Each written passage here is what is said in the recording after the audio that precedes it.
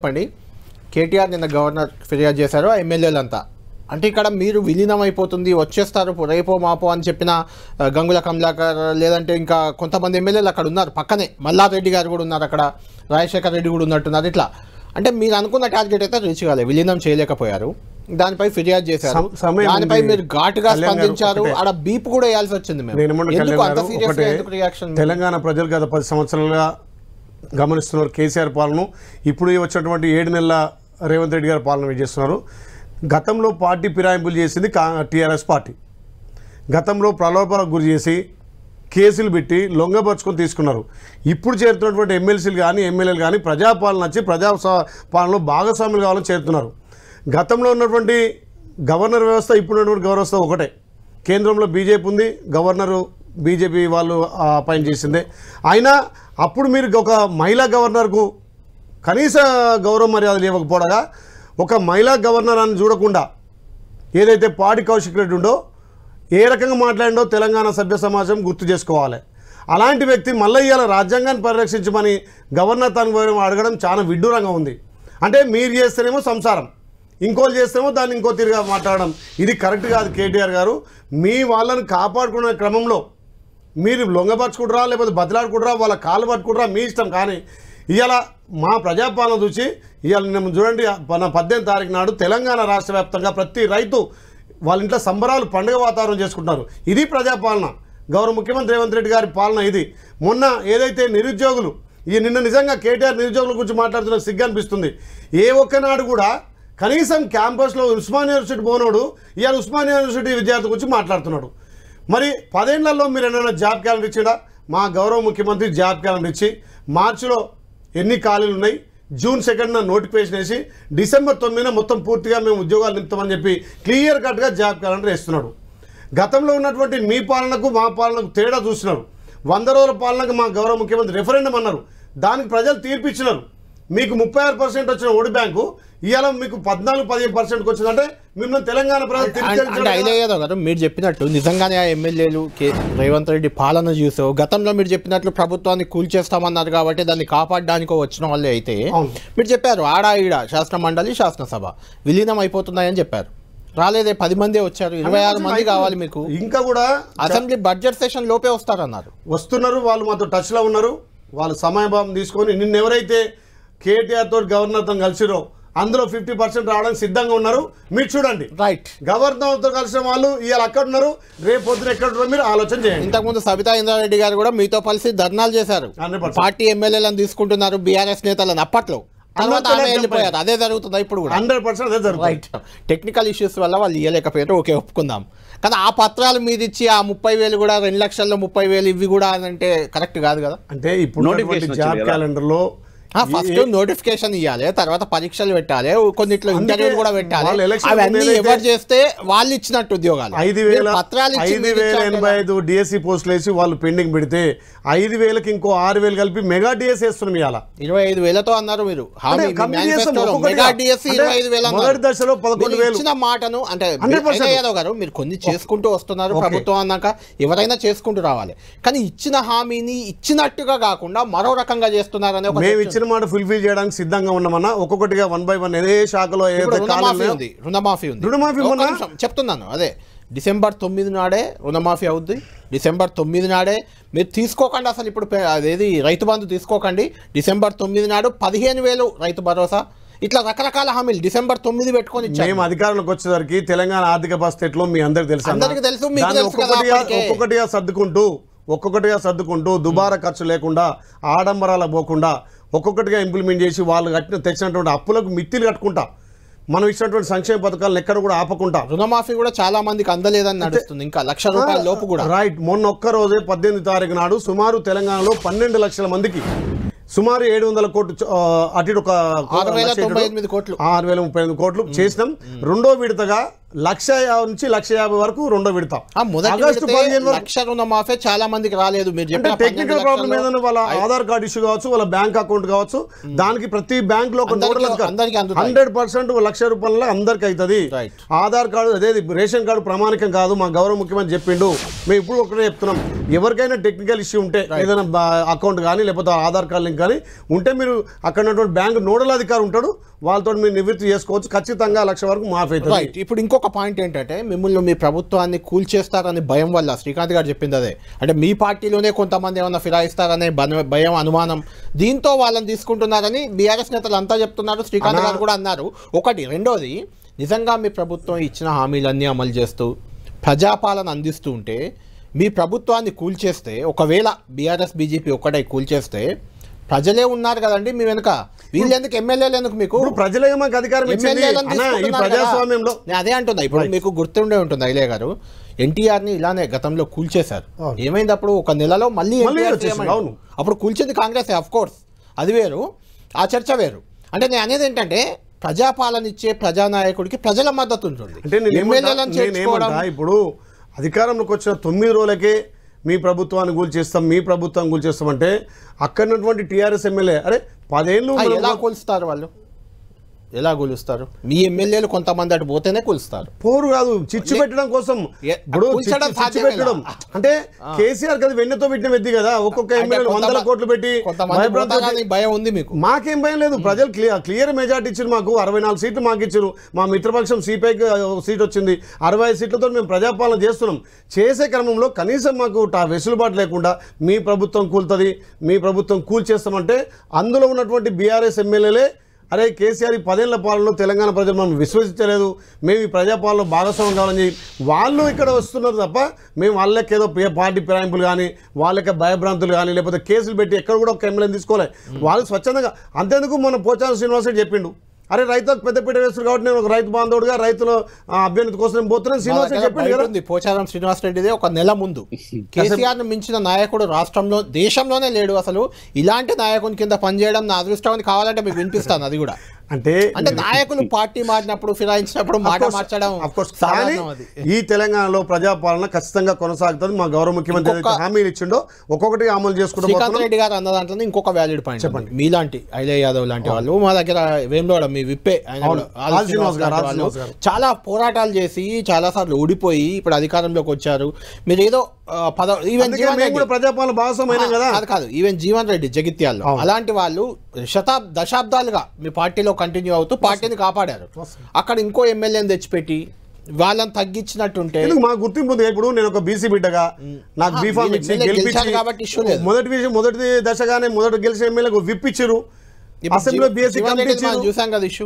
అవును, ఆయన ఢిల్లీ వరకు వెళ్ళాడు, ఆ బాధపడుతున్నాడు. అంటే పార్టీలో ఫిరాయింపుల వల్ల కొంత మీ నాయకుల్లో ఎక్కడ కాదన్నా. కళ్యాణ్ గారు ఒక మాట మీరు పార్టీ ఎప్పుడు ఫిరాయింపులకు చేయదు. మాకు సంపూర్ణమైన మెజార్టీ ఉంది. మేము ప్రజాస్వామ్యంలో భాగస్వామ్యం అయితే వాళ్ళు వస్తూ తప్ప మేము ఎక్కడ వాళ్ళ పార్టీ ఫిరాయించలేదు. వాళ్ళు ఇంకా మీరు చూస్తారు కదా, నిన్న ఏదైతే రాజ్భవన్ ఎమ్మెల్యేలు ఉన్నారో ఎమ్మెల్సీ ఉన్నారో తప్పకుండా 2-3 రోజులు వాళ్ళు కూడా ఇలా చెప్తున్నారు. రాహుల్ గాంధీ ఇట్లా అడుగు పెట్టగానే వాళ్ళ మీద అనర్హత వేటు వేయాలని మీ పాంచన్యాయలో కూడా చెప్పారు రాహుల్ గాంధీ గారు స్వయంగా అన్నమాట. అంటే ఫిరాయింపులు అంటే వాళ్ళ మీద కేసులు పెట్టో లేకపోతే వాళ్ళను అంటే వాళ్ళు వస్తే తప్పులేదు కదా. మీరు కేసులు పెట్టి ఏం చేసి వచ్చినా మాకు మేమే వచ్చామని ఇప్పటి వరకు ఒక్కరి మీద కేసు పెట్టలే, ఒక్కరిని అరెస్ట్మెంట్ చేయలే. పాలన మీద దృష్టి పెట్టాం కాదు. బీఆర్ఎస్ లో 12 మంది చేరినప్పుడు కూడా మేము బంగారు తెలంగాణ కోసం చేరామన్నారు కానీ కేసులను ఎవరు అన్నారు కూడా. అలా చేరిన వాళ్ళు అంటారు 82 మంది గెలిచాక మా వాళ్ళు 12 మంది తీసుకుని వాళ్ళకి అవసరం 88 గెలిచాక వాళ్ళకి ఏం అవసరం ఉంది అంటే కాబట్టి మీరు టిట్ ఫర్ టాట్ లాగా కాంగ్రెస్ పార్టీకి ఎక్కడ అభద్రత భావం లేదు. ప్రజలు క్లియర్ గా మెజార్టీ ఇచ్చిండ్రు. మొన్న అసలు పార్లమెంట్ లో కూడా క్లియర్ గా మెజార్టీ ఇచ్చిండ్రు. మొన్న వాళ్ళకే డిపాజిట్. శ్రీకాంత్ గారు మీకు పాయింట్ అదే ఫైనల్ గా ఈ విషయం కంక్లూడ్ చేద్దాం. తర్వాత ఇంకో సెకండ్ టాపిక్ కూడా ఉంది మనకు. పార్టీ ఫిరాయింపులపై మదియాష్కి గౌడ్ గారు నేను ఎక్కడో మాట్లాడుతున్నారు. ఈ ఫిరాయించిన ఎవరు గతంలో ఫిరాయించిన వాళ్ళు గెలవలే. 12 మందిలో 2 గెలిచారు, సుధీర్ రెడ్డి సబిత. మిగిలిన వాళ్ళంతా ఓడిపోయారు. ఇప్పుడు కూడా ఈ ఫిరాయించే వాళ్ళు ఎవరు గెలవరు. ఇలా ఫిరాయింపు అని మదియాష్కి అన్నారు, మీరేమో వాళ్ళే చేరికలు అంటున్నారు. అది వేరు. ఇలా వచ్చేవారు సర్వేలు చేయండి, మీరు అక్కడ ఒక్కడు కూడా గెలవడం చెప్తున్నాడు ముందే ఆయన. అంటే ప్రజలకు అందుబాటులో ఉన్న ప్రతి ఒక్క ఎమ్మెల్యే గెలుస్తాడు. ప్రభుత్వం ఏదైతే సంక్షేమ పథకాలను తెస్తుందో వారి ప్రజలకు లోతుగా తీసుకువెళ్ళి ప్రజల సమస్య మీద దృష్టి పెట్టి ఆ కాన్స్టిట్యూన్సీ సంబంధించినటువంటి సమస్యలు ఎప్పుడప్పుడు ప్రభుత్వం దృష్టి తీసుకొచ్చి అది చేస్తే ఖచ్చితంగా ప్రతి ఎమ్మెల్యే గెలుస్తాడు. ప్రసాద్ కుమార్ గారు స్పీకర్, ఆయన చేతిలోనే ఇప్పుడు నిర్ణయం ఉంది. సుప్రీంకోర్టు కూడా వెళ్ళారు బీఆర్ఎస్ వాళ్ళు. ఆయన కూడా అన్నారు ఈ ఫిరాయింపులు వ్యక్తిగతంగా కరెక్ట్ కాదు అని చెప్తున్నాను అన్నారు. అంటే పార్టీ ఫిరాయింపులు అనేది ఒక ఎత్తు, ఇవాళ వస్తున్నటువంటి ఎమ్మెల్యేది ఒక ఎత్తు. ఎందుకంటే వాళ్ళు అక్కడ పరిపాలన 10 ఏళ్ళు ఏదైనా రాజ్యాంగబద్ధంగా అది ఫిరాయింపే. అది రాజ్యాంగ పరంగా చూసుకున్నప్పుడు మీ ఈక్వేషన్లో ప్రజాపాలనకు వస్తున్నారు, కేసీఆర్ ఈక్వేషన్లో బంగారు తెలంగాణ కోసం వచ్చారు. కానీ ఇప్పుడు బంగారు తెలంగాణ కదా. ఇప్పుడు మేము గెలిచిన 7 నెలలనే ఇప్పుడు అన్న శ్రీకాంత్ అన్నట్టు ఇప్పుడు జాబ్ క్యాలెండర్ పెట్టినాం, 30,000 జాబులు నింపినాం, రుణమాఫీ చేస్తున్నాం, మహిళలకు ఉచిత ఇచ్చినాం, 200 యూనిట్లు ఇస్తున్నాం, 500 గ్యాస్ ఇస్తున్నాం. ఈ ఫస్ట్ వరకు అన్న రేషన్ కార్డులు, పెన్షన్లు ప్రతి నియోజకవర్గానికి 3,500 ఇంద్రమిన్లు ఇస్తున్నామన్న. ఇది ప్రజాపాలన. ఇది గౌరవ ముఖ్యమంత్రి గారు ఏదైతే ఎలక్షన్ల ముందు తల్లి సోనియా అభయాస్తం ఇచ్చిందో 6 గ్యారెంటీలు ఒక్కొక్కటిగా ఇంప్లిమెంట్ చేసుకోబోతున్నామన్నా. రైట్, ఇంకొక టాపిక్ వెళ్దాం. సరే, ఫిరాయింపులు ఇదంతా ఖచ్చితంగా ఇంకా కొద్ది రోజులు కూడా జరుగుతూ ఉంటుంది. ఎందుకంటే మీ టార్గెట్ 26 ఎమ్మెల్యేలు కాబట్టి అప్పటి వరకు ఇది నడుస్తూనే ఉంటుంది. ఇంకొక మేజర్ ఇష్యూ తెలంగాణలో ఏదైతే గత ప్రభుత్వం గొప్పగా చెప్పుకుందో కాళేశ్వరం అనేది మా ఘనత, కాళేశ్వరం వల్లే ఉత్తర తెలంగాణ మొత్తం పచ్చబడింది అని ప్రధానంగా చెప్పుకుంటూ వచ్చింది. దాన్నే మీరు తప్పుపడుతున్నారు. కాళేశ్వరం అనేది మొత్తం వ్యర్థ ప్రాజెక్టు, దానివల్ల ఉపయోగం లేదు అది ఇదని మీరు అంటున్నారు. నిన్న ఉత్తమ్ కుమార్ గారు నీటిపారుదల శాఖ మంత్రి కూడా దాన్ని తప్పుపట్టారు. కేటీఆర్ కౌంటర్గా ట్వీట్ చేశారు, కాళేశ్వరం చాలా నిండుకుండలా బాగుంది, నీళ్ళు ఎక్కడి మేము పెట్టిన మా కట్టడం వల్ల వచ్చినాయని ఆయన ట్వీట్ చేశారు. ఆయన ఏమన్నారు ఒకసారి చూద్దాం. గత ప్రభుత్వంలో చాలా అట్టహాసంగా, ఆర్భటంగా, చాలా పెద్ద పెద్ద మాటలతో, ప్రచారంతో కాళేశ్వరం ప్రాజెక్టు నిర్మాణం చేయడం జరిగింది. రీడిజైన్ పేరుతో కేవలం ఎక్కువ పైసలు ఖర్చు పెడితే ఎక్కువ కమిషన్ వస్తున్న కక్కుర్తితో తుమ్మడేటి నుంచి Pranahita doctor BR Ambedkar Pranahita Chevella project రద్దు చేసి ఆ వెన్యూని మేడిగడ్డకు షిఫ్ట్ చేసిండ్రు. ఇది కాళేశ్వరం కట్టింది కమిషన్ల కక్కుర్తి, మరొకటి కాదని. అయితే కట్టిన కాళేశ్వరం ప్రాజెక్టు ఇప్పటి వరకు సుమారు 1,00,000 కోట్ల మరి అమూల్యమైన ప్రజాధనం ఎక్స్పెండిచర్ చేయడం జరిగింది. మేడిగడ్డ బ్యారేజ్లో ఒక గేటు ఎత్తడం వీలు కాలేదు, అందుకోసమే ఆ గేట్ని పూర్తిగా కట్ చేయడం జరిగింది. అదేవిధంగా ఎక్కడైతే క్రాక్స్ వచ్చాయో, ఎక్కడైతే డ్యామేజ్ జరిగిందో వాళ్ళు చెప్పిన విధంగా మేము రిపేర్ మెజర్స్ తీసుకోవడం జరిగింది. మేము తప్పనిసరిగా రైట్, కాళేశ్వరం ఒక వ్యర్థ ప్రాజెక్టు, దానివల్ల నా లాభం లేదు అని ఉత్తమ్ గారు చేసిన వ్యాఖ్యలు విన్నాం. ఆ పక్కన కేటీఆర్ ట్వీట్ కూడా చేసాం, కాళేశ్వరం నిండు కుండలా ఉంది చూడండి కాళేశ్వరం అంటూ నిన్న కొన్ని విజువల్స్ కూడా విడుదల చేశారు బీఆర్ఎస్ వల్ల. చూద్దాం ఒకసారి. అది నిన్న మొన్న వర్షాలతో వచ్చిన ప్రస్తుత పరిస్థితి. అట్లా నిండుకుండలా మారింది కాళేశ్వరం అంటూ కూడా కేటీఆర్ ట్వీట్ చేశారు. దీనికి అటాచ్ చేసి ఆయన ట్వీట్ చేశారు, ఈ విజువల్కి అటాచ్ చేస్తే. దాన్ని చూస్తే అయితే కాళేశ్వరం బాగానే ఉంది, కాళేశ్వరంలో నీళ్లతో తెలంగాణ సుభిక్షంగా మారబోతుంది అనేది. మీరు ఆ విజువల్ చూస్తే దాంట్లో మీకు ఏమర్థమవుతుందన్నా, కనీసం ఆ ఒక చుక్క ఆగుతూ వచ్చి నీరు వచ్చినట్టుగా వెళ్ళిపోతుంది. మీరు చూడండి ఒకసారి. గేట్లు వదిలితే వెళ్ళిపోతుంది కదా. అవును, గేట్లు ఫ్లో వచ్చింది కాబట్టి వదిలేరు. గేట్లు మూస్తే ప్రాజెక్ట్ ఆగదు కదా. గేట్లు ఎట్లా ముయ్యాల్సిందే. గేట్లు మూస్తే ప్రాజెక్ట్ ఆగదు, తెగిపోతుంది, మొత్తం కూలిపోతుంది, కుప్ప కూలిపోతుంది. మేడిగడ్డ చూడండి, అక్కడ కాళేశ్వరం చూడండి, ఒక్క గేట్ అని మూసిందా? అవును, ఫ్లో వచ్చింది కాబట్టి ఆగితే కాళేశ్వరం ఉండదు. అది కమిషన్ల కోసం కట్టిన కాళేశ్వరం అన్నా, అంతే. తెలంగాణ నేనేమంటున్నా, అక్టోబర్ 2023లోనే మేడిగడ్డకు పగులు వచ్చినాయి. మరి అప్పుడు కేసీఆర్ ప్రభుత్వం ఉంది కదా, దాని మీద కనీసం మోరు మెదిపిరా? ఏనాడు కూడా ఇలా 1,00,000 కోట్ల ఖర్చుతో పెట్టి మేము 1,00,000 ఎకరాలు కంటున్నాం. ఎక్కడ 1,00,000 ఎకరాలు మారిందో చూపించాలి కేటీఆర్ గారు. నేనేమంటున్నా, కాళేశ్వరం కట్టింది వాళ్ళ కమిషన్ల కోసమే.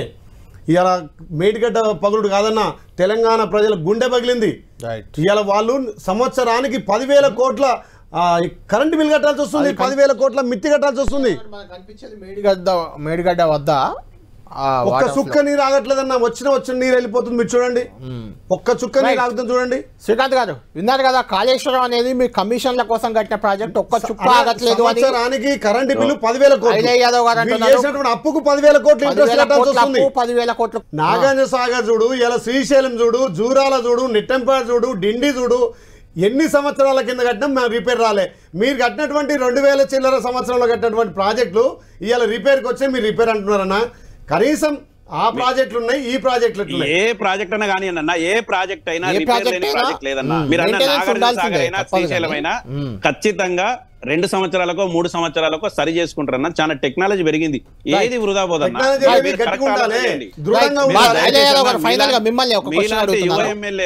మీలాంటి యువ ఎమ్మెల్యేలు ప్రజల పక్షాన, రైతుల పక్షాన ఆలోచన చేయండి, దాన్ని బాగు చేయండి. రైట్ శ్రీకాంత్ గారు, రైట్. ఫైనల్ క్వశ్చన్ అంటే కాళేశ్వరంపై, మేడిగడ్డపై ప్రధానంగా మీపై ఉన్న విమర్శ అది కేసీఆర్ కట్టాడు, బీఆర్ఎస్ గొప్పగా చెప్పుకుంది కాబట్టి అది ఒక ఫెయిల్యూర్ ప్రాజెక్టు, అది పనికిరాని ప్రాజెక్టు అని కేసీఆర్ మీద బురద జల్లడానికి, గత ప్రభుత్వం నిలదీయడానికి మీరు కాళేశ్వరంను డ్యామేజ్ చేస్తూ కాళేశ్వరంని కూల్చే ప్రయత్నం కూడా చేస్తున్నారనే విమర్శలు మీ మీద ఉన్నాయి. లేదన్నా, ప్రజలకు నీరు అందియాలి, సాగునీరు ఎక్కువ చేయాలనే ఉద్దేశంతో గతంలో నాగర్ సాగర్ కానీ కొన్నటువంటి మిగతా శ్రీశైలం కానీ జూరాలు కానీ కట్టినటువంటి కాంగ్రెస్ పార్టీ, ప్రాజెక్టులకు ఎక్కువ ప్రాధాన్యత ఇచ్చింది కాంగ్రెస్ పార్టీ. వీళ్ళు కమిషన్ల కోసం కట్టి తప్ప తెలంగాణ ప్రజల కోసం కాదు. నేనేమంటున్నా, తెలంగాణ ప్రజలు గమనిస్తున్నారు, ఏదైతే వరదలు వస్తున్నాయో ఆ వరదలను నిలుపుకోలేని స్థితిలో ఇవాళ ప్రాజెక్ట్ ఉంది. అదే కాదు, నేను అనేది ఏంటంటే ఇప్పుడు మనిషికే తీసుకుందాము, ఒక షుగర్ లాంటి ఒక రోగం వచ్చినప్పుడు ఒక మందో గోళీ వేసుకుంటే అది పోయి అన్ని అవయవాలు సక్రమంగా పనిచేస్తాయి, అది కంట్రోల్లో ఉంటుంది. మీరు ఆ మందు గోళీ వేయకుంటే షుగర్ పేషెంట్కి ఏమవుతాడు, అన్ని అవయవాల మీద ఇంపాక్ట్ పడి కుప్పకూలిపోతాడు. ఇప్పుడు కాళేశ్వరం మీరు అలాగే చేస్తున్నారు, రిపేర్ చేయకుండా కావాలని పెడుతున్నారని వాళ్ళ ఆరోపణ. రిపేర్ చేస్తున్నాం ఆల్రెడీ, ఏదైతే వాళ్ళు డ్యామ్ కట్టారో వాళ్ళతోటే రిపేర్ చేస్తాను. నిన్న గౌరవ మంత్రి గారు ఎక్కడ ఢిల్లీలో చెప్పిండు, ఎవరైతే దానికి బాధ్యత వహించారో వాళ్ళతోటే ఖర్చు పెట్టిస్తాం, మళ్ళీ తెలంగాణ రూపాయి కూడా వృధా చేయం, అప్పుడు ఉన్నటువంటి కాంట్రాక్టులతోటే రిపేర్ చేస్తామని చెప్పారు. కానీ లోపభూయిష్టంగా చేసారు వీళ్ళు. నిజంగా కేసీఆర్ ఉద్దేశం మంచిదే కావచ్చు, తెలంగాణలో 1,00,00,000 ఎకరాలు నీరు అందించాలని లక్ష్యం ఉండొచ్చు, కానీ ఇంప్లిమెంటేషన్లో ఫెయిల్ అయ్యిండు. దానివల్ల తెలంగాణ ధర్మంతా ఇలా వృధా అయిపోయింది. దానివల్ల ఇలా తెలంగాణ మొత్తం అప్పుల పాలు కావాల్సి వచ్చింది. తెలంగాణలో కేసీఆర్ కుటుంబానికి నిజంగా బీఆర్ఎస్ పార్టీకే 700 కోట్లు లాభం చేసింది కాళేశ్వరం మేడిగడ్డ ప్రాజెక్టు. మీరు చూడండి.